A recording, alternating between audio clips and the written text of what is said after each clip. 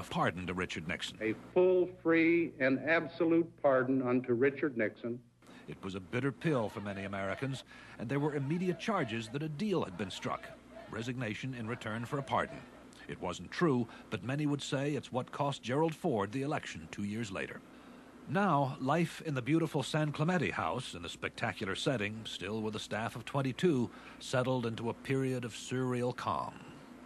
By all accounts, in the first months after the resignation, Richard Nixon remained in a deep despair. Friends had never seen him so depressed. Then, slowly, as he devoted himself to his memoirs, his mood lifted. This was the kind of situation that had always suited him best, fighting his way back from defeat.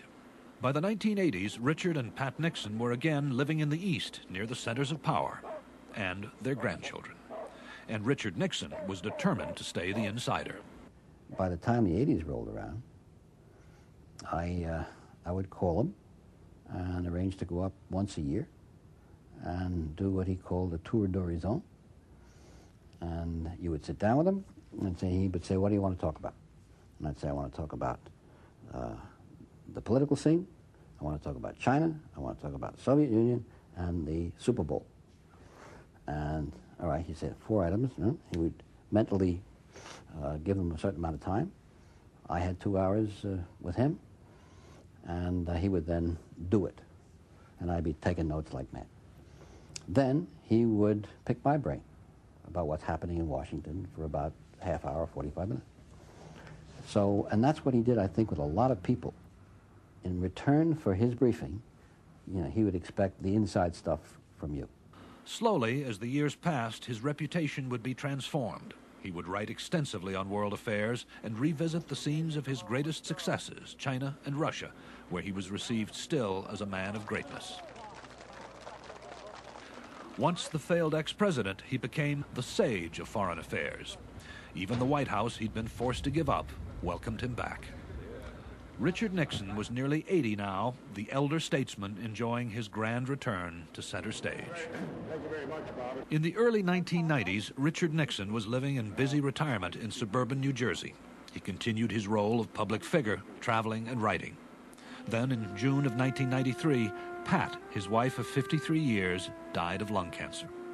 The funeral was held at the Richard Nixon Library and birthplace in Yorba Linda, California, just 30 miles from where the two had first met and dated in 1938.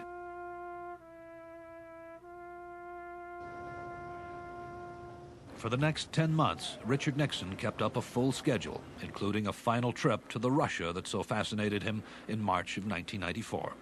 Then, 1 month later, on April 22nd, 1994, Richard Nixon died at a hospital in New York of complications from a severe stroke at the age of 81. The funeral in Yorba Linda was attended by all the living presidents. More than 42,000 others came to pay tribute as well.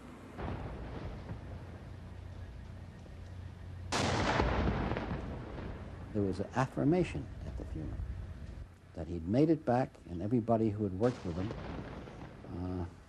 felt that they had worked for somebody for a reason. The Nixon administration, with all its mistakes, did some wonderful things, started some wonderful things. And Nixon, as a man, I think, redeemed himself at the end. I think every American over 30 years old is astonished at this outpouring of affection and emotion for Richard Nixon. And thinking back to the summer of 1974, no one could have predicted it except one person. And I think he saw it. I think that he landed in California after the resignation, and he devoted himself to this moment, to making this moment happen, and he's done it. He became not just an elder statesman. To everyone's amazement except his, he's our beloved elder statesman. Richard Nixon was buried next to Pat, beside his boyhood home at the library and birthplace, back where he began. His life had spanned and helped define the America of the 20th century. Born before World War I, he grew up in the Depression and arrived on the national scene at World War II's end. He shaped American politics for the next 30 years, a figure larger than life, but more obviously human than any other politician of his time. For those 30 years, no one was indifferent on the subject of Richard Nixon. His name elicited instant passion. If this has softened, now that it's been 20 years since he left the White House, the question of who Richard Nixon was only seems to sharpen. There was a man with very, very high intellect, big format, you might say. And that was one Nixon. And then there was a Nixon, the little schemer, the little person who would break in on people and try to get things on people and destroy people and all the rest of it.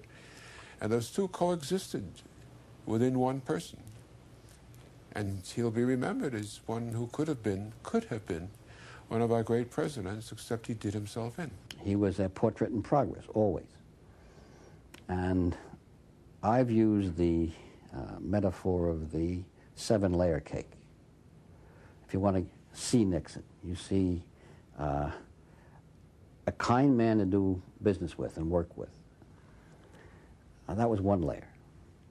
Then he could be mean and petty and ruthless.